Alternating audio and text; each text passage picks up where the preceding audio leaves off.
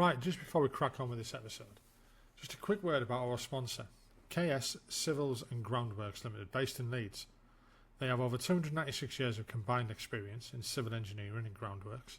Led by Director Carl Smith, their team is known for honesty, reliability and commitment to the highest safety and quality standards. They're proudly ISO accredited and fully CHAS Elite accredited. No matter the size of your project, KS Civils and Groundworks delivers professional, trustworthy service you can rely on. To learn more, visit kscivilsandgroundworks.co.uk. Now let's dive back into this episode. Well, welcome back to the podcast. Tonight I've got the honour of having Tim Ripley on. This is not your normal podcast that I do where I talk to veterans and stuff like that. So Tim's a defence journalist and analyst and has been all around the world, primarily in the Balkans, Iraq, Afghanistan, you name it, he's been there and reported back. He's also an author, Deliberate Force and Operation Telic, to name but two, which I will be now buying Deliberate Force if I can get hold of it, because I'm invested in that now that you told me about it before. Hello, Tim. How are you doing? Good evening. Nice to talk to you. Thank you for coming on the podcast and taking the time out of your life to carry on with this. We appreciate it. I mean, to start with, we'll talk about the Balkans and Optelic. But I'd just like to ask first, what got you into journalism? Well, I mean, I've always been interested in military stuff from really young kid. Then I did, airfix models and whatever. And then when I went to university, I did international relations, strategic studies, history, and thought that was really interesting. Went to work in local newspapers for a couple of years, and that was a bit dull, but it was a good sort of basic grounding. And then when 1990 Gulf War started, I thought I can go and do a bit of that. I packed in my job at the local newspaper and went freelance doing defence military stuff. There was a lot going on in the 1990s. He talked about Bosnia, Croatia, Kosovo, and it was all in Europe. It was really easy to get there. You could go on your own bat. You could get on a plane to Croatia or get on a US Air Force plane out Germany. You could go there, see it all, do it. And you didn't have to be, Kate Adie or any of these sort of elite sort of, BBC, CNN, Christian Aranpour people. You could go and see it for yourself. And that's what got me sort of the first foot in the door doing defence journalism, war correspondent stuff. Was it a bit of a free-for-all for everyone doing that then? Was there a lot of people? I mean, you just mentioned Kate Adie there.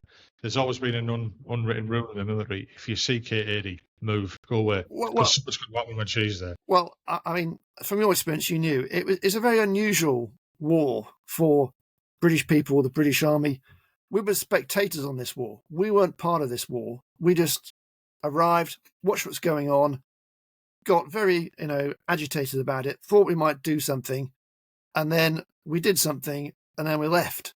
Whereas we were not invested in it. We weren't fighting it. We weren't part of it. So you could arrive, see what's going on, report on it, take photographs, all that stuff, and you could leave and you could go home. And one day I even did a commute from my home to Frankfurt on the US Air Force Hercules to Sarajevo. I was home in time for midnight back in Britain. It was that kind of crisis. It wasn't for us. It wasn't our war. We were just observing it, but it was a great way to learn how to do war correspondent defense journalism and be involved in it. And also, at that time, the British Army, the British MOD treated journalists essentially as friendly forces. We were there. They didn't mind you coming and staying in their camp. They didn't mind you, hanging out with them because, you weren't a threat to them. You were helping with their mission to, tell the folks back home what was going on. And generally, the British Army wasn't criticised by the media. It was seen as being, they were supporting the effort. They supported what the British Army was doing. And, it was at the time, both the media and the army, the United Nations, really got along. They all sort of, I mean, there may be a few bumps, but they were all on the same page about what needed to be done, what should be done, who were the goodies, who were the baddies, all that kind of stuff. It wasn't really, there were some, incidents where, Kate Adie upsets, John Major, whatever it is, Martin Bell, but it was never antagonistic. It was never get that bastard out of my camp type thing. It was, so it was a very different environment to 2003 Operation Telic, where it was a completely different scenario. I mean, yeah. I was in Gulf War One, if you like to call it that. And that was, for me, it was a very quick war. We went there as battle casualty replacements, and by the time we got to move forward, it was over. And we were up with the forward operation areas and moved us into Kuwait City. We ended up guarding the embassy, of all things, which was quite interesting, if not a little boring, because everything was over. But now I've heard, I didn't get to see much of that, really. I didn't get to see, the Basra Highway and things like that. And that's kind of stayed with you when you see the destruction and stuff like that. As I mentioned before we started recording, is the one that I was going to say my favourite, but that's the wrong word. But it's the one that probably means more to me than any of the other tours that I've been on. Optelic in 2003 comes very close. In my view, whether we were supposed to have been there or right or wrong, we went there to do our job, and we did it. What happened later, nothing to do with our level. It was mismanagement and misunderstanding and no clear plan and stuff like that. But we'll talk about that shortly. I mean, for yourself, going out to be a war correspondent, what did you find is like initially the biggest shocks or the biggest surprises that you weren't ready for?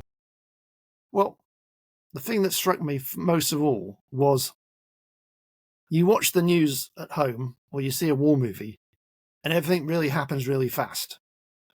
And these big events go wham, bam, bam, boom, this is happening stuff. But it's really slow. Big stuff happens, but then lots of stuff doesn't happen. So you can spend days or weeks hanging around for something to happen. Then it happens, and then you go back to not very much happening. So it's telescoping, the sort of pressure of the media or Hollywood films to have exciting stuff gives you a false impression of what actually happens. I mean, you talked about Gulf War 1991, 4-day war all over. Whereas,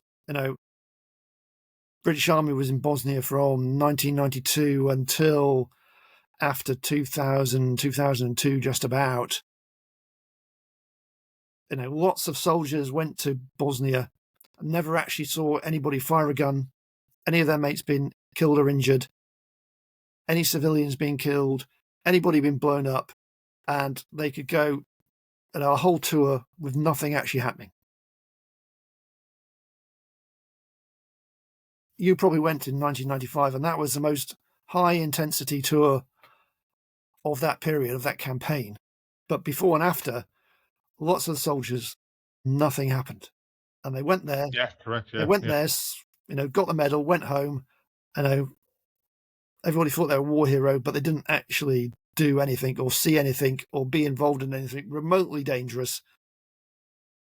There was a period in 97 to 2000 where the biggest danger of British soldiers in Bosnia was suicides. Their girlfriends dumping them, and the guy, the 19-year-old soldier, goes off and does the deed. It became seriously boring for a long time for a lot of those soldiers.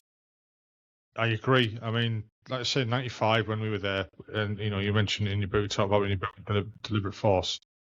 And that was something that I'm proud of because we achieved something as a goal.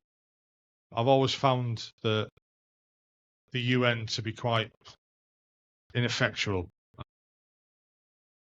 as a soldier, you feel as though you haven't got enough power and responsibility. You see things happening, and you want to help, and we can't.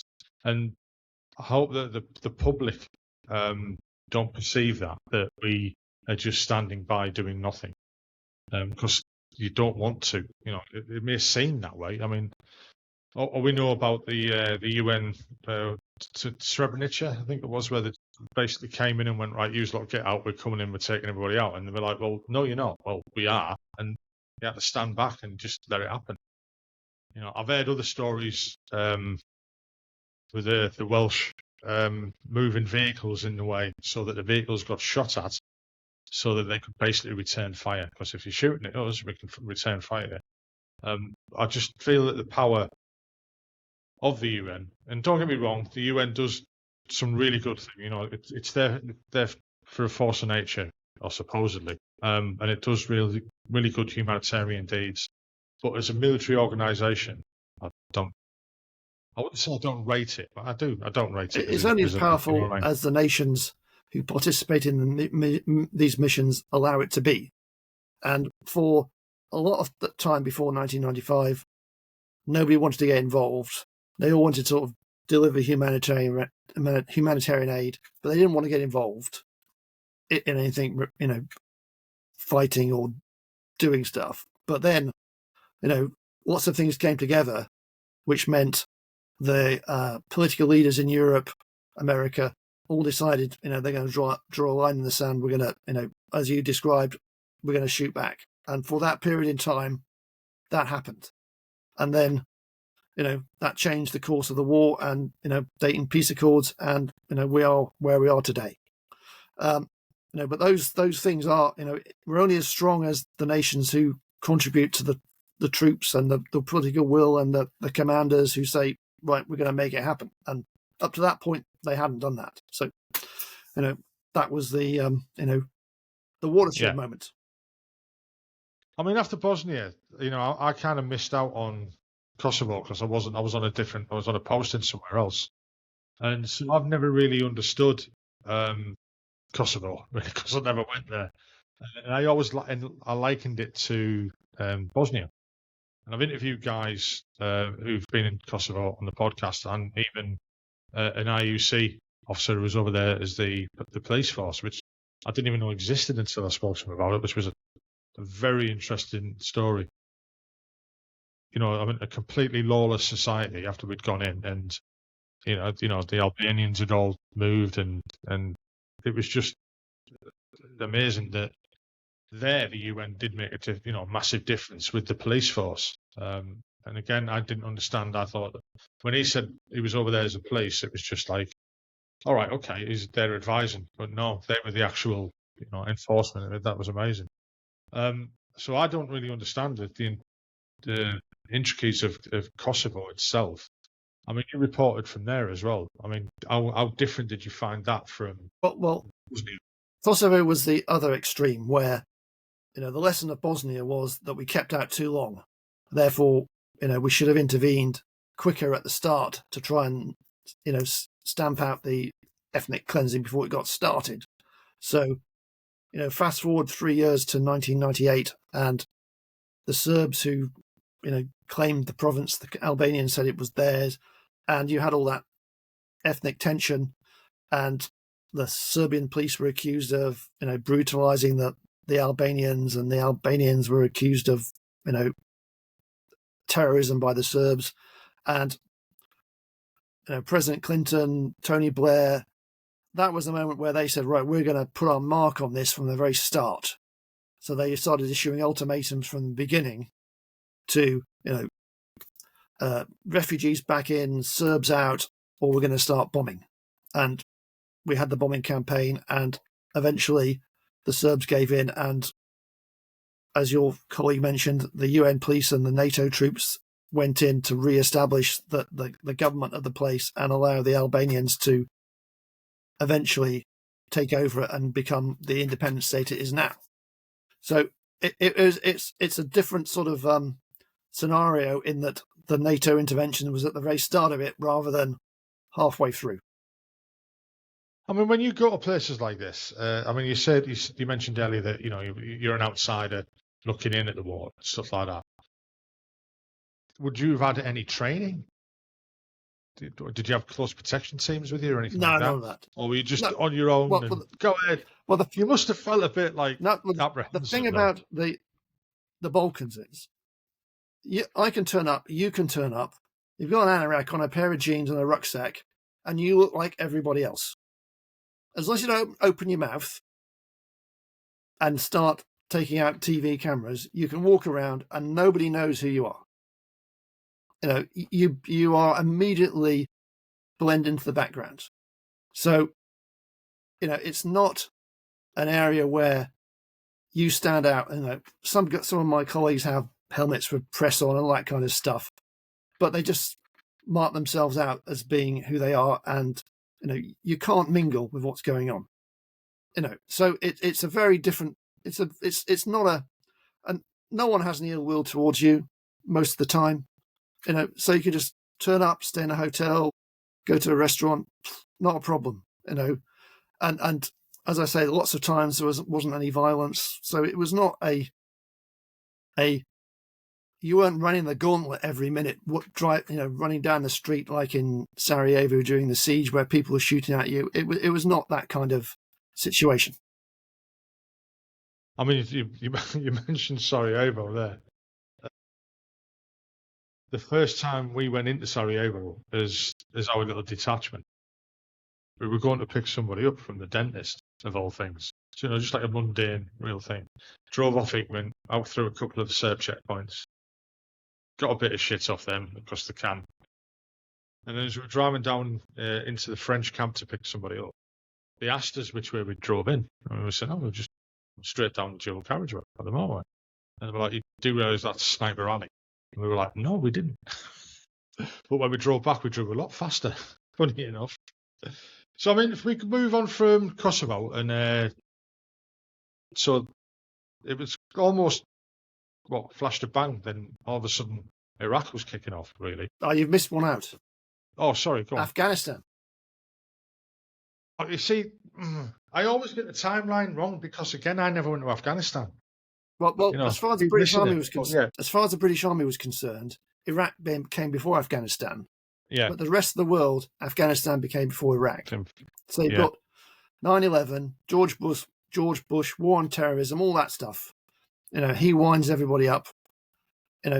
Sets the they're going to set the world to rights, and they're rounding up their. He's from Texas, isn't he? He rounds up his posse, and he's going to go around the world, sorting out everybody who's against America. I mean, he used the phrase, you're either for us or against us, didn't he? And he lined all the world up, and there was, the axis of evil, and Iran and North Korea. They were the axis of evil, I think, at the time. And he was going to, the plan was eventually to go through the list and knock them all out. And they started with Iraq. That was the plan, wasn't it? To I think so, yeah. Set the world to rights. And at the time, our Prime Minister Tony Blair wanted to be America's biggest ally, so he said, "Right, George, what do you want me to do?" And I mean, I paraphrase it, but it that's a nub of it, really. And remember, we had weapons inspectors and ultimatums and weapons and all that kind of stuff. It's all in the build-up, and then it came to the point where the Americans were going to invade, and we were going to be part of the team. And as you found out, the rest is history. Yeah, kind of. I mean, so we'll jump back then a little bit to Afghanistan. I take it you went out there in that interim period before. Yeah. So I know a couple of guys who've been out there around that time. I've heard a couple of stories from them. They probably wouldn't admit they were there, if you know what I mean.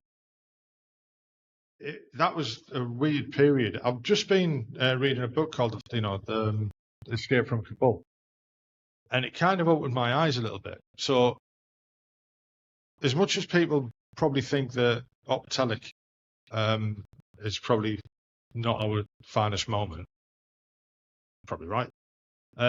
Afghanistan, a lot of people think that we had a legitimate right to go there, or America had a legitimate right to go there and get rid of Al Qaeda and such like.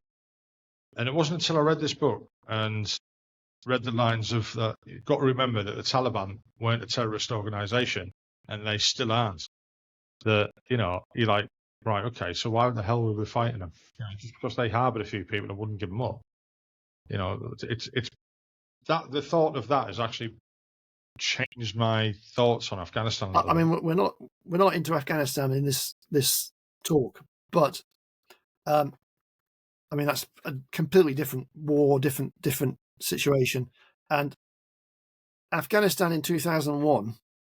You have to think about it as a different war from 2006, Helmand and all that kind of stuff. If you think about Bosnia, Sierra Leone, which was then Kosovo, and Afghanistan, these were all, those classic, peacekeeping intervention wars. Tony Blair, that was the zeitgeist. And we were going to go and, set the world to rights. And,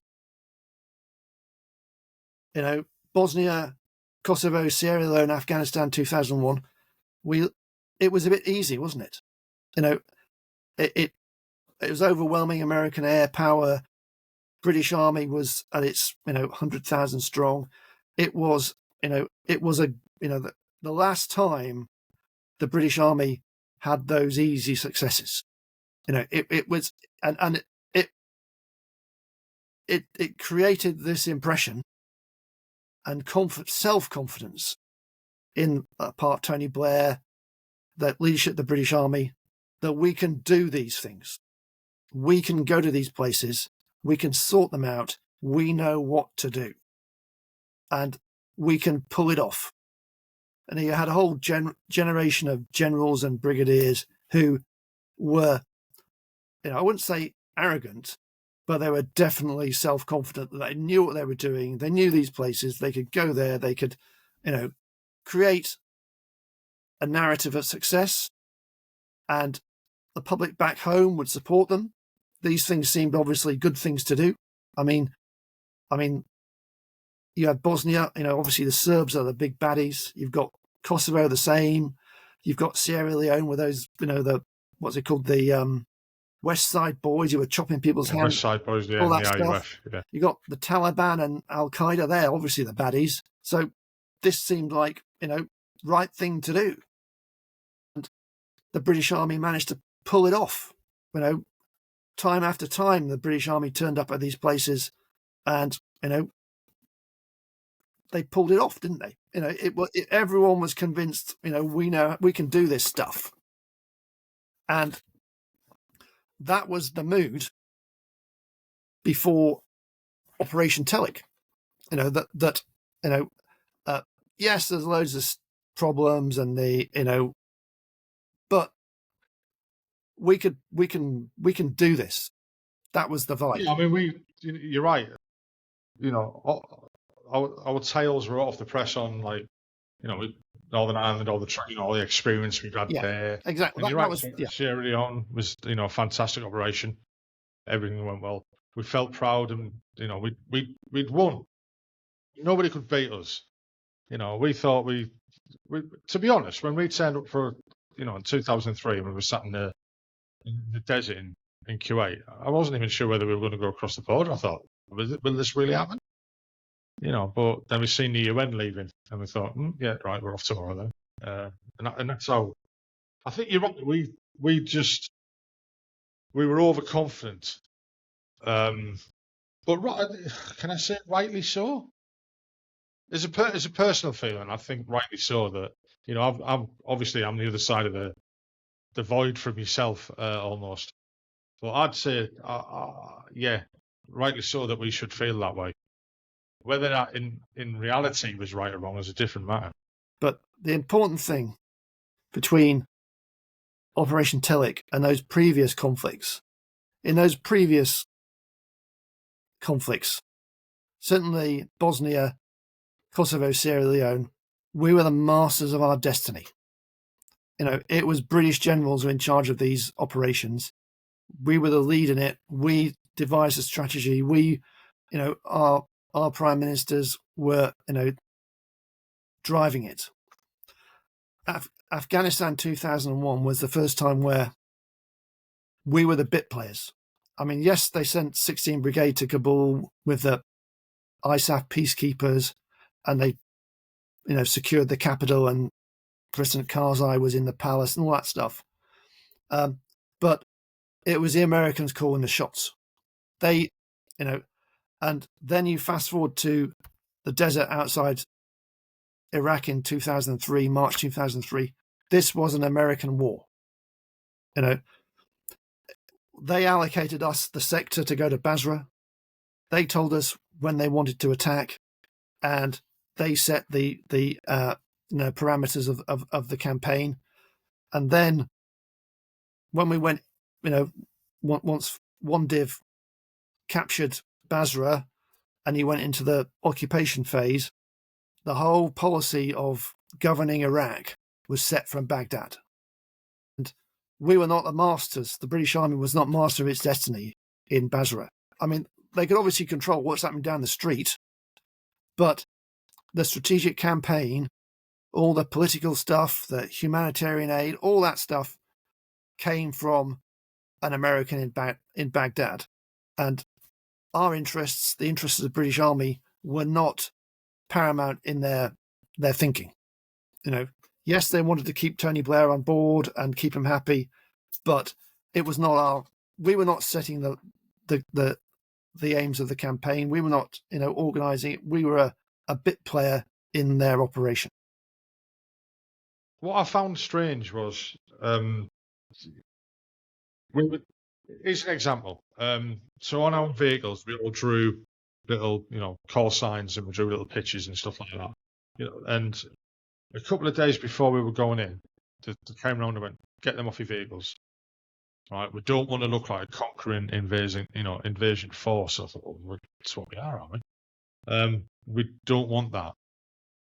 We're here to help the local, help the local population get rid of the regime type thing. And that was all laudable and all well and good. And then when we did go in and we transferred through we went through Safwan, the people were there, they were waving at us and happy to see us almost. And we were like, I thought this was going to be a piece of piss. We're just going to roll over until, other things happened, and we didn't. And then as artillery, we did our job and we were very good at it. And as the barrels were coming down lower and lower, you thought, actually, they're getting closer and closer. There's some things happening here. A lot of people were apprehensive, but it was the job, and I loved it.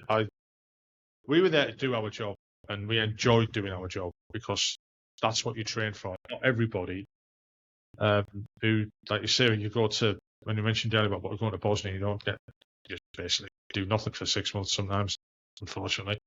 But it's like not many people actually join the military and get to go to war. Not like carrying on the Optelics 2, 3, 4, 5. Optelic 1 was a war, and we fought it to the best of our ability, and we won. That whether that's right or wrong in the view, and my personal attitude towards it has changed over the years. But that's the way it is for me. I mean, you were there in those first months from March through to end of May, beginning of June, where at the very start, you had, obviously, say the locals were really happy to see the back of Saddam Hussein. But that doesn't mean they wanted to be governed by Britain or America. No, I've been to Iraq quite a few times, and I've spoken to lots of people who took part and spoken to lots of Iraqis. And before we talk about what the British Army did in Iraq, I have to put on record that fundamentally the occupation of Iraq was a misconceived endeavour. Fundamentally, from unlike Bosnia, Kosovo, Sierra Leone, Afghanistan, maybe at the very start, where the locals really wanted us to be involved. In Iraq, the Iraqis didn't ask us to liberate them. They didn't ask us to occupy the country. They didn't. And then when we asked them to leave, when they asked us to leave, we didn't go. So it was, that was the fundamental misconception of the whole operation. There's lots of British Army generals and officers and, at Staff College who argued whether if we'd had, more humanitarian aid, or if we'd put the power on a bit sooner, or if we'd done more PR, it would have turned the population around. All that stuff is twiddling at the edges. Mentally, the Iraqis didn't want us to be there. They didn't want us to run their city. They didn't want us to run their country. Some of them, took up arms against the British Army, the Americans, and the population supported them. The insurgents had, pretty much widespread support amongst the population, and no matter how much humanitarian aid we were going to deliver to them, or how many elections we were going to let them have, as long as we didn't allow the election or people who were opposed to our rule to take power, they were always going to be stooges of the British Empire, or how they were perceived. And it was never going to change until, we said, we're leaving. You can run your country yourself. And that's when it changed. And up to that point, they were always going to be, the population, in the margins, overwhelmingly supported the insurgents. And that was that if you overlay that on everything that happens, you understand what happened, why it happened. I've heard it said, and again, on stuff that I've read in another podcast and things like that, and you've just literally poo-pooed everything I've thought about. I've seen it mentioned that the reason it went bad was because the Americans didn't have a plan for the actual after the war. Yeah. We shouldn't have got rid of the Ba'ath Party. We should have kept them in, and literally took control of them, because the infrastructure for the country was already there. The army was there. We should have kept. How would we keep the army? Well, we did it with the Japanese at the end of the Second World War. We did it with Japanese POWs. We could have kept them. Could have kept. Get rid of the politicians who were in charge, but you can't really. You couldn't have. You'd have had to keep everyone in situ, and then try and control it that way. But I think, was that not perceived more as a threat to us as an? I was saying invading force, but we were. Did you ever go to Al Amara? No, I didn't. No. Okay, well, in August, September, I went to Al Amara to visit the King's Own Scottish Borderers, who were the battle group up there. And it was a week after the first British soldier had been killed in Maysan province. He'd been shot by a sniper in a firefight in a village. And we went up there, and the battalion press officer organised a tour around the AOR, and we went to visit, several villages, and there was, we went to this village where the British Army and DFID had repaired all the pumping stations for the canals, because it was the marshes and all that stuff. So that was helping with agriculture. And then we went to another village where they built loads of schools, and they were repairing the town hall and all that stuff. And the locals were very friendly. The soldiers were walking around with their berets on, and it all seemed fine. And I got talking to one of these guys who was running the pumping station, and he was openly said in front of these British soldiers who'd fixed his pumping station, "Thank you very much for a pumping station. Can we have our country back? Would you leave?" And the major and the colonel said, "Well, we'd love to leave, but we've promised we're going to stay here with the Americans until we've set up a new government, and we've rebuilt the constitution and all that sort of stuff."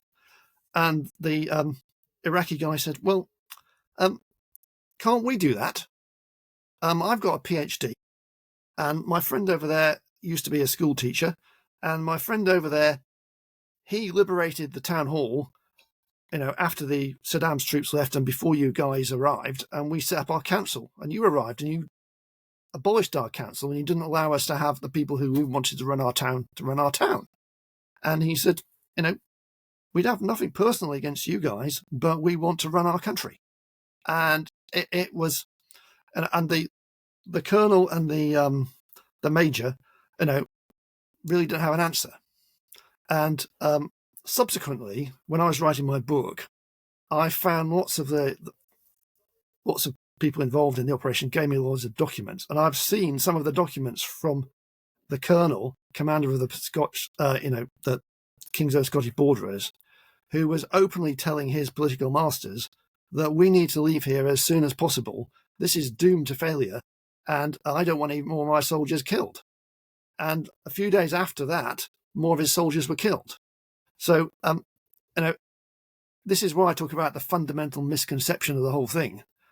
It was not, you talked about the police and the army and the different sets of politicians, but we were never going to get any kind of, the buzzword is consent, any kind of support from the population, because they just did not want us to run their country for them. And it was, this is not some backward African country. This is a major Middle Eastern country who, within living memory, had been run by Britain, and they had won their independence from Britain in the 1940s and 1950s, and so we had history with them for being their colonial masters. And all of a sudden we're back. Yeah. I mean, and not only are we back, but we're back at the behest of the Americans, who have no idea what they're doing, apart from wanting to tell these Iraqis what to do in a completely ham-fisted and idiotic way. I mean, so the question is, how did the Americans get it so wrong? Well, were they just too gung-ho and just thought they could fucking do everything? Well, they had that imperial mindset, times 10. Americans don't think they can do all this stuff. We think we're confident. They have confidence times 10, don't they? And they have resource and, an army that's 10 times bigger and, 20 times more money. And they think that will always overcome. I mean, one of the things that I think is that we should have left a lot earlier than we did. But this is a bit conspiracy theorist, I think. Too many companies were making too much money to, they're and hoping to make a lot more. I mean, it's like the vultures outside of the Ukraine now, waiting for something to happen so they can all go in and rebuild the country type of thing. I think that was one of the reasons that, I say again, that's my conspiracy theory, that we held on too long because there was too much money getting made. Well, but there was also, we'd signed up to this adventure with the Americans. So we said we weren't going to leave before the Americans. We weren't going to leave the Americans in the lurch. So Tony Blair, he said, we're there as long as you're there, George. We're going to, help you out. So we'd signed up to this, and he couldn't lose face by saying, we're leaving. Yeah. So that's the top level politics. Then you still had sort of a generation of generals who were convinced they could crack it. You had a conveyor belt of them, between 2003 and 2005-06, who were convinced that they could do it. And it wouldn't be very difficult. And you had, I talk about it in my book, you had this revolving door of generals who all turned up. And, you did 6 months in the desert in Optelic 1. Some of these generals, the divisional commander, the brigade commander, and some of the senior staff officers only did 4 months because it was seen as being, this is an ops tour. You've got to have an ops tour to get your pink, your promotion. So the hierarchy of the British Army made sure that as many of these generals and brigadiers got to go there to have an operational command and get their promotion. It was the biggest show in town. you had to be, if you're going to be a future general or future brigadier or a future whatever it was, you had to go and have an ops tour, and Iraq was it.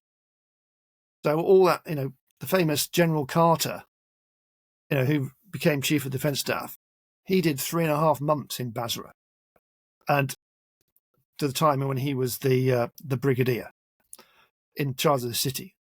You arrive there, you've got 3 weeks working out what's going on. You've got another, 3-4 weeks, in command, and then the final 3 weeks you work it out, ready to go home, handing over to your successor. It didn't have the command attention and seriousness of the approach that was needed for the task. And I mean, on that, we should have had longer tours. We should have been like the Americans. And I mean, I would never have wanted that to happen when I was serving. But you're right, even just a 6-month tour is not long enough to stabilize anything, or if you can stabilize it, but you can't. There's too much change. It's got to be 12 months or more. But also, at that period, 2003 to 2005, before the place really got bad, there was a feel that we're just around the corner. There's light at the end of the tunnel. We can crack this if we, train up a few more policemen and we get a few more Iraqi soldiers. We can hand it over to them. Job done. And I mean, from the documents I've seen, each brigade and each division was given its mission for its rotation. You are to do this, and you are to train up all these policemen, whatever.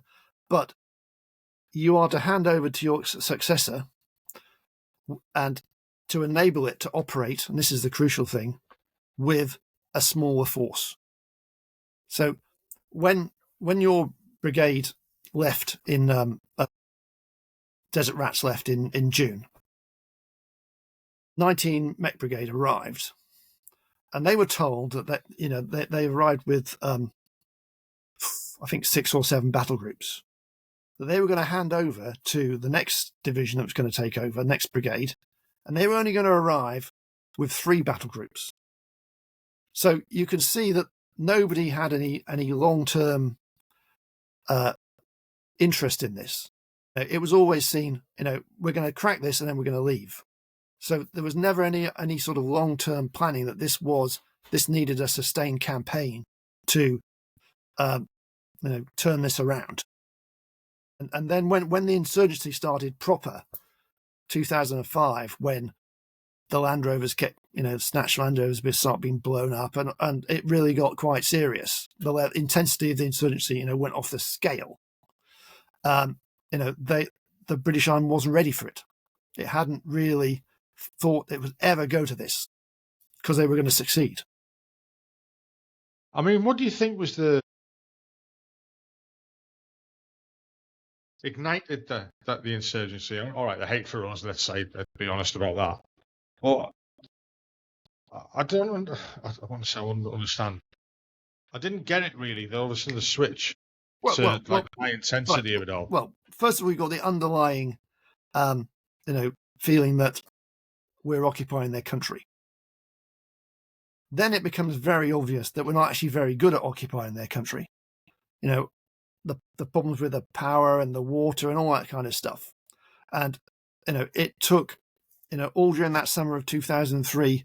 I mean, when you left, they were still looting and stripping out pipes and, tearing down power cables. And it was just, the British Army was not able to actually get a handle on restoring the basics of life. And when you're a country, a Middle Eastern country in summer, and there's no air conditioning and there's no power for air conditioning, you are not providing the basics of life. So, that's got that. But this is a country which has a military and religious and political class that's prepared to mobilize that discontent. And different parts of Iraq have different insurgencies and different militias and different groups. But the ones in the British zone were particularly good and were well organised, well motivated, and they were called the Jam or the Mahdi Army. And there was run by this guy called Al Sadr, who was an Iranian backed cleric come politician who had his own sort of social welfare organisation that did lots of the stuff that the British Army couldn't do. So, and they pretty soon worked out that they were going to, they were going to fight the British, and also they were engaged in fighting parts of the Americans, and show the population that these were the guys who were going to, when the British and Americans finally leave, they're going to take over. And they organised an insurgency of an intensity and sophistication that the British armies hadn't faced for a long time. On a scale, I mean, obviously you fought the IRA, but these guys were, could do it on a scale that dwarfed the IRA. And until we bumped into the Taliban in Helmand province, they were the most well motivated, well armed, well equipped opponents that we'd faced in any kind of campaign. And they were really, they knew what they were doing. They knew the ground. They had the support of the people, and the Iranians gave them, some of their weapons, the shaped charges that penetrated the Land Rovers and all that kind of stuff. So they had, they were, a serious opposition. I mean, that's like, I want to liken that to the Germans invading France. We were the Germans in reality, and they were the French resistance. Because when you look at it that way, it's not that much different. As much as we don't want to admit that, and on our side, we class them as terrorists and they're the enemy and this, that, and the other. But like I mentioned earlier, that my view on that war's changed over the years quite a lot. I'm proud of being there. I'll keep saying that till the day I die. But I wholeheartedly think that we should never have gone there. It'd be a lot. Whether Iraq could be a better place, whether it would be a better place than it is now. We just made complete balls of it. I mean, I talked about how earlier on about how the people, supported the insurgents over, most of the time. Yeah. They might not have supported individual, commanders or specific actions, but generally they wanted them to win. They didn't see us as being there to help them. And when they started having elections, 2004, 2005, 2006, they started electing lots of politicians who represented political parties that had these militias.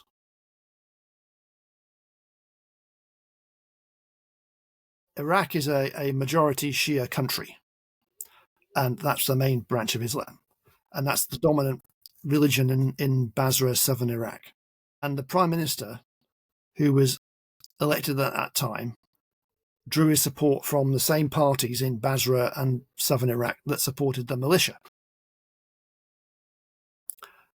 There were a few events in 2006, 2007 that made the leadership of the British Army realise that. There was, in the spring of 2007, the American Special Forces and the SAS used lots of, super secret surveillance stuff to pinpoint where one of these militia groups was headquartered. And they raided the place in Basra and captured one of the top militia leaders. Very rare occurrence. But they seized all the guys, all the leader and his associates, their computers, their laptops, their phones, the whole electronic stuff. And they've eventually, cracked it all open and found out that this guy was the best buddy and confidant of the Prime Minister of Iraq. So the guy who was supposedly we're there to help his government restore law and order and, peace and security to the streets of Basra, was actually in cahoots with the militia who were attacking the British Army. So, that's where the realization in the top of the British Army and the British government that this is a hiding to nothing. Finally, the penny finally dropped. Yeah. And over that summer, the British Army pulled out of Basra Palace. They did a deal with the militia to stop attacking the British Army if we released their prisoners. And one of the guys who we negotiated with was in a British prison at Basra Airport. And we did the deal, and the guys pulled out of Basra Palace without, a fatality, without a shot being fired. And that's at the point where, the penny dropped that this was a hiding to nothing. Yeah. I mean, it really was in the end. I've spoken to guys who've gone out there, when they were doing through the recovery phase, and I've guys on the show who were there 2005, 2006, and all of them have kind of like went, why were we there? When we were there, we felt we were going to be great, but that's the difference between us and politicians, I suppose. We were there thinking we were doing good, and dare I say it, the propaganda that we were fed by our own Iraqi was, we're out here, we're fixing water, we're doing this, we're getting electric in over there, we're doing humanitarian aid, we're building schools, we're doing this, and all these things were happening. So to us, as on the ground, everything was going swimmingly until they started coming back and giving us a bit of a kicking, and it was just, in hindsight, it's just a complete and utter waste of life. Whether you think that we were there for a reason or not, I think there was a real, we know there was never no WMD. Even though we were looking for, we were getting reports of WMDs while we were there in 2003 saying they're over here, they're over there, and they were sending out, there's nothing there. Who should be held accountable in the end? Well, I mean, it wasn't. That's a kind of loaded question, I suppose. Yeah. I mean, obviously, the original sin comes back to the Prime Minister of the day, who said, George, we're with you, and he didn't say, as long as you do X, Y, and Z, you don't invade Iraq. It was unqualified. There's those famous telephone calls and the meetings at the ranch in Texas, and he signed up to it. And once he'd done that, that was it. We were in, in for the ride. But however it went, there was no going back. And obviously, his reputation took a hit, didn't it? So, obviously he's the guy at the top. The buck stops with him. And then you had, the second tier is lots of the ministers, secretary of states, generals who said, yeah, we can do that. And did they really know much about Iraq before they said they could do that? Probably not. It's not a country that the British Army knew very well until you crossed the start line on the 19th of March. I've seen lots of the documents from, and I've interviewed General Brims and Binns, both of them. And, I've read the sort of the intelligence summaries that they had, and, they had no idea who was. I mean, they obviously knew that there was this Shia Sunni thing, but they had no idea who was, who were the powerful people in Basra. They had no idea, where. Obviously, they knew where the Iraqi army bases were, but they had no idea about the local population. Would they welcome? Nothing, none of that. They were just hoping for the best, that they would, something would turn up, they would crack it, and, they knew what to do. They could, it may be a bit bumpy, but we've done this before. We can make this work. And how all those wars in Afghanistan, 2001, Kosovo, Sierra Leone, Bosnia, they'd created this sort of, optimism bias that, we can crack this. I mean, you going out there as a journalist in 2003, and later, when it was a bit more fruity, let's say. How did you feel about your own safety and such like that? I mean, I never went to Iraq independently. I always went with the British Army because, I compared that. I talked about walking around Sarajevo or Pristina where you could just blend in. In Iraq, you could not. You were obviously an Englishman. There was no hiding it. You were just. It was completely different, culture, society. There was no blending in there. You were, an Englishman. You were part of the, I'm sure most people didn't think it, but you were not there as a tourist, it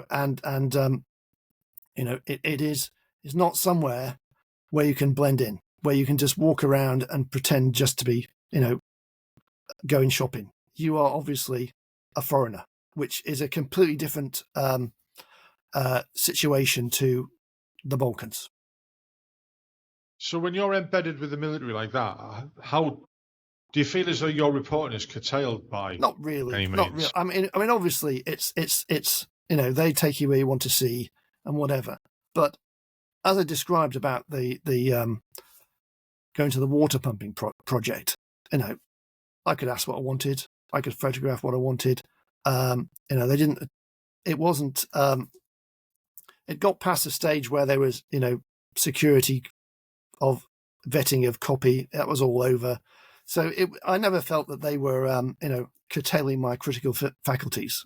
Obviously, the more the occupation dragged on, the more suspicious they became of members of the media because of the whole negative publicity. It was, when you had the Baha Musa, murder case and the all that stuff, obviously all the hierarchy became completely paranoid about, they were worried that the soldier would talk about, prisons or, it was just a completely different attitude. The hierarchy were just absolutely paranoid about negative publicity. And eventually they started cutting down on media visits and just reducing the whole thing. There was none of that, we're all part of the same team as in the Balkans. It was definitely, you are an unwelcome guest. And that would, yeah. I mean, that would make it a lot harder for you. I mean, that leads almost on to, well, the historical allegations and what's been done in the past, with China and things. And I'm not saying things didn't happen that shouldn't have happened. But obviously with Phil Shiner, he made that a lot worse for people. People were getting accused of things and arrested. And that's caused issues later on in life for guys. I'm going through things with other people at the moment where we're looking at, the veterans' mental health. And guys who've been arrested for nothing and accused of nothing and stuff like that. But I mean, that's a different story completely. I mean, throughout all your study of, of Operation Telic, what was probably the biggest surprise that you came across that you never expected? Well, the biggest thing is how little the British Army knew about the Iraqis and the insurgents. That is the thing that struck me. I mean, I'd obviously been to the Balkans, Bosnia, Kosovo, and I'd done some stuff in Northern Ireland. The British Army really knew those places. And you've probably served in Northern Ireland. As we now know, MI6 military intelligence had completely penetrated the IRA. They knew who everybody was. They knew the streets. It was a completely different.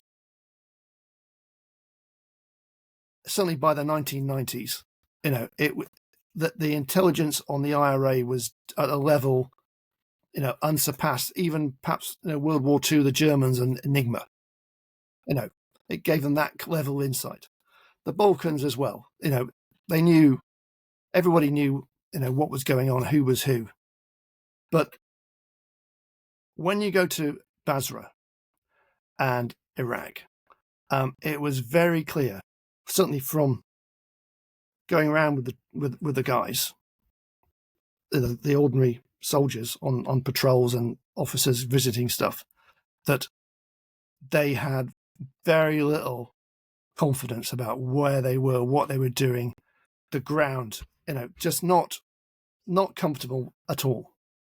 And then subsequently, when I've read some of the documents and seen some of the after action reports and the intelligence briefings that these guys got, they had no idea about the insurgency, certainly until 2005-06. They had no idea who they were, who was supplying them, who the commanders were, any of that sort of stuff. Completely lack of any kind of insight into them. And particularly two things: absolutely zero signals intelligence, zero. These guys just had no, like for example, in Basra, there was a special team that from GCHQ that's supposed to monitor all the radio and cell phones, and the brigade commander and the divisional commander, a guy called Graham Lamb, spent all their time complaining that they got nothing from these people, nothing from them. So that's a big thing. But then the thing that really is a problem, I think, is the language and the culture. The soldiers had no way to get any kind of interaction with the population, and they could never establish any kind of rapport with anybody because they had no language. They were completely dependent on interpreters, and there's not very many of them. So you had this sort of void of, they were just going around blind. I mean, the generals and the brigadiers went to meet, some tribal council or whatever, and they thought they were, interacting with the local population. But they never really got any kind of handle on who was actually leading the resistance, the militias, until that thing in 2007 when they captured that guy with all his documents. Yeah. So, completely void, intelligence void. And just as an important sort of milestone here, in the Mahdi Army was formed in September 2003, formally formed. And they held a big parade in Basra, and there's loads of photographs of it. But in the documents for the British division that left in November, in its report of its activities and its intelligence summary, no mention of this organisation being formed. They had no idea that this, their main opponent had formed and was, getting ready to attack them. Complete intelligence black hole. Hell, bloody hell! That beggars belief. Yeah, really. But that is symptomatic of the overconfidence. They did not imagine that it'd be really difficult to do this, to find out what was going on. They didn't imagine how difficult it would be to penetrate this society, this political structure, and these militia groups. They hadn't really thought through or had any appreciation about what they were getting themselves in for. It also sounds that, that all the time that we were there, that we didn't learn from our lessons. Really, we didn't adapt enough to the changing situations. Well, we learned lessons, but they were the wrong ones for the wrong place. Yeah.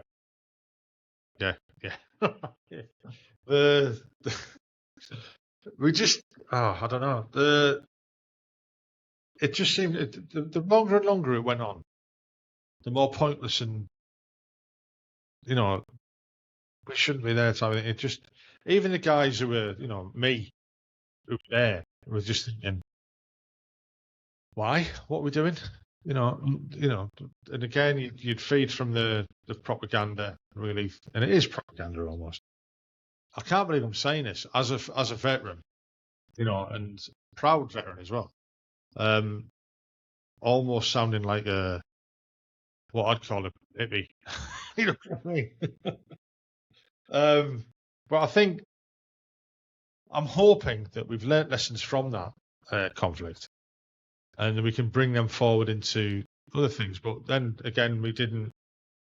I mean, you can't really compare Iraq to Helmand. It was very, very different beast, completely. You can't compare the two. I mean, future warfare that we've got. I nearly said lined up. Then I don't think we've got anything planned for the near future. But it's all going to be very different to what it was then. I mean, as a defence analyst, you probably understand a lot more of it than me, the guy who's been out 13 years. But I mean, there's also a danger of learning the wrong lesson, because we learned the lesson of Iraq was don't get involved in these, nation-building counterinsurgency operations because it's our Vietnam, that kind of scenario, and that played into really bigly Trumpism, but into the Libya thing, where we did we intervened in Libya 2011, bombed Libya, overthrew Colonel Gaddafi, and that was big success, tyrant of the Mediterranean, blah blah blah, and then we just walked away and let the place go to rack and ruin, and within 2 years, 3 years, it's millions of migrants are heading across the Mediterranean from Libya because it's this vacuum. Is that that is a yes, it would have been really difficult to get any kind of support to sending peacekeeping troops to Libya in 2011, but you think, do we really want this sort of black hole of just lawless anarchy on the southern coast of the Mediterranean? And we saw what happened. We're still living with that consequence today of all those millions of people who got on boats and came to Europe and caused all that mayhem, all the crisis in British society, all that stuff. You think, is that because we were too timid? We'd swung from one extreme of being completely overconfident to the other extreme of saying, "Oh, we're not going to do any of that anymore." That was perhaps the legacy of it. Speaking to now Field Marshal Richards, because he's been promoted, I spoke to him about Libya, and he was of the opinion that it shouldn't have happened, but it was political force that made it go through, basically. I mean, you're right. Where do you draw the line? If we're going to do something like that, we should do it wholeheartedly, or we shouldn't do it at all. Should we have got involved in Syria? I don't know, really. They had enough stuff going on there themselves. We shouldn't have. Did we have to pick sides? Was that not us picking sides against Assad? Was that us picking sides against Putin? I mean, that's the same sort of period and the same issues and the same stuff. But no, I mean, it is. I mean, you look back of where we are now, 25 years ago, and the sort of at that time we were driving these events because we thought we could, and now we are, being blown around. We are on the receiving end of them. It is a what's a law of unintended consequences. We we got involved in these crises, and we obviously in Iraq and Afghanistan bit off far more than we can chew, far more, and got deeper in, and just didn't know what we were doing. So one of the questions I had written down was, and you've just answered it really, was that, do you think your view of Iraq or what happened in Iraq has changed your ideas on intervention? And I think it's changed both of our ideas of intervention. I mean, I'm kind of lost for words about it, really. And keep banging on, I keep saying how proud I was of being there and doing my job, right. But it was, I perhaps you shouldn't be too despondent, because right.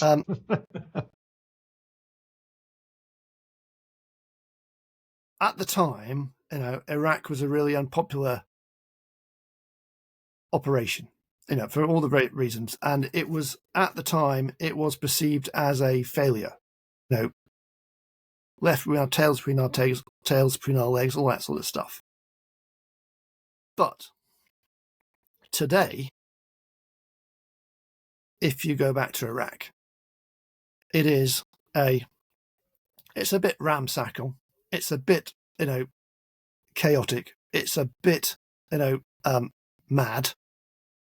But it's a functioning country. It's got a government that almost works, and it's got an army that, more than we've got. In a bit of a haphazard way, it did fight off ISIS with our help, and unlike Afghanistan, it didn't collapse. The Iraqi government didn't collapse in 2014. It fought back, and its people fought back, and are still broadly sympathetic to the West, after a fashion. It's not like Afghanistan, where as soon as we left, it reverted to, what we have today. The Taliban took over. You cannot describe Afghanistan as anything like a success. It is the people who we were set out to depose are now still the backers, the rulers of Afghanistan. Iraq is, it's a bit, it was a bit, it's not a straight line to where it is today. It was a bit haphazard and a bit difficult. But 2014-15, Iraq held together after a fashion and fought back and, allowed the defeat of ISIS and pushing them back into Syria, and the whole of the Middle East didn't collapse to ISIS. So, the guys who went to Afghanistan, they're all really gutted by August 21. Iraq is, we didn't leave it on the terms we wanted to leave it, but it's not gone to hell in a handcart. It survived. It's a country in the Middle East. It's okay, as these guys. It's not Yemen. It's not Lebanon. It's not Syria. Maybe it's a 55-60% success rather than 100%. And maybe, looking at it in 2011 or 2009 when the last British troops left, that's maybe the wrong point to think of of whether it's success or failure. You've got to look, 15 years on. So I don't feel that Iraq, you can say, oh, disaster. Nothing was achieved. You've got to maybe get a bit of perspective on it rather than just say, what's that famous T-shirt, that the guys used to get when they left Afghanistan, Bastion or whatever. They left the T-shirt and it said, "We were winning when I left." Which is, just shows, you've got to have a bit more. That's a short-termism.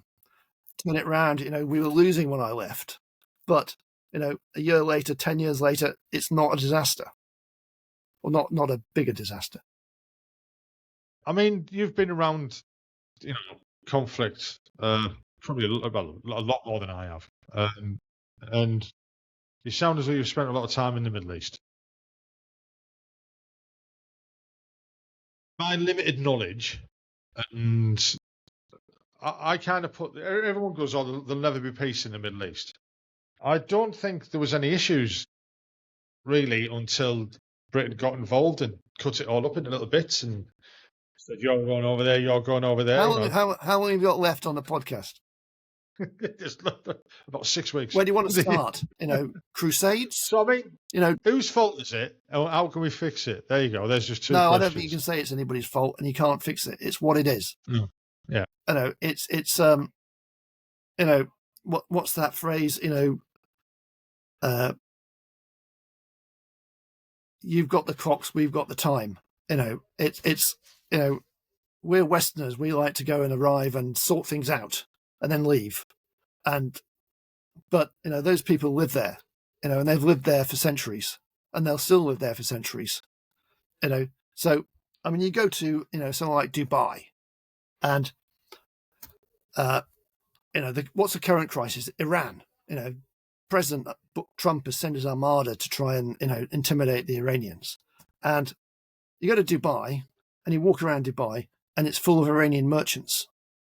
And they've, their granddads were there 100 years ago, and their great-great-granddads were there 200 years ago, and their sons, daughters, and grandchildren will be there in 100 years' time, and they'll all trade with each other, and they'll all live with each other, and they're all, they take, it's quite, they live in countries where the ordinary people have no control over their lives. None of the, whether they're the UAE, Saudi Arabia, Bahrain, Iran. The ordinary people have no control over their lives. They just, want to, exist. Yeah. So, they really don't care about whether, President Bush, President Trump, intimidates the Iranians to make them stop their nuclear program, because in 20 years ago, it was President Bush doing the exact same thing. They've seen this stuff come and go, and they don't get excited about it. Obviously, they just get on with it. And to think we're going to change it and make them suddenly become, have, democracy or council, whatever it is, they just, they get on with what they're doing because they have to. And they've been betrayed so many times by, you go back to Lawrence of Arabia, or you go back to, President Bush saying we're going to, 1991, we're going to save the Kurds. And all that, they've seen all these interventions before, and they just come and go, and they're not going to, bank their lives or their future on them. They just want to, survive until it's over and until the next one. So, I'm at, it's, I don't get this idea that there's going to be massive social political change in any of these Middle Eastern countries. I mean, they may have a coup and the king might be purged, or the general might be overthrown in some coup, but the essential organization of these societies and how their people live doesn't really change, no matter who's on the top. They I mean, we had the spring rising. Do you think anything like that could actually happen in Iran? I mean, I know what's going on. They've got and again, Christ, this is the sad thing of most people's lives in the UK at the moment. We get most of our news off social media, which is dire. It's really bad, and because especially the younger generation, because they're seeing somebody on TikTok saying that, that's got to be true, because they're not getting another, they're not getting another opinion on it and stuff like that. So we've seen things on social media about, the uprising in Iran. Is that propaganda? Is that really happening? Is that, is it going to make? I've never been to Iran. I can't claim to be a major expert on it. But I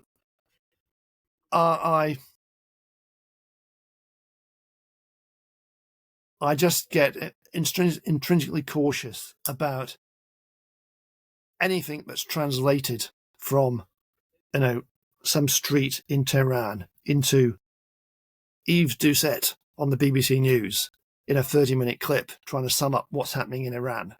It's immediately simplifies it and reduces it to something that has no relationship to what's actually happening in Iran. And you've got President Trump leaning around the corner of some Dawn Air Force One declaring, whatever. And does that translate into something actually happening in Iran? I'm not really sure. So No, I don't. I'm reluctant to reduce this to, what's going to happen in the uprising in Iran. And we've got, however many minutes we've got left in the podcast, but I just feel that this is falling in the same trap as Tony Blair, George Bush, and all those generals did in 2003, saying, we're going to arrive in Iraq and everyone's going to love us. No, and it didn't. I don't really think we know enough about who's who, what's going on to make any kind of firm and lasting judgment on that. I mean, one last bit before we finish. One thing that irks me a little bit is, obviously people have forgot about Bosnia. When I've spoken to the young lads at work, when I've talked about Bosnia, they're like, don't know nothing about it.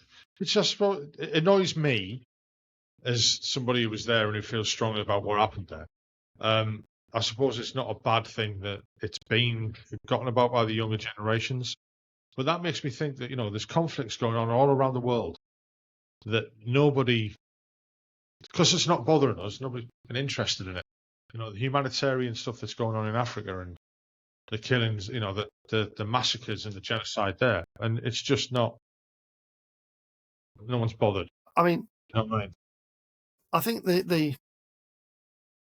a bit like Iraq, you need to have a perspective on these Balkan wars. And I've been back since for social and work things. And these countries have been transformed by what the British Army did and what the UN and NATO did.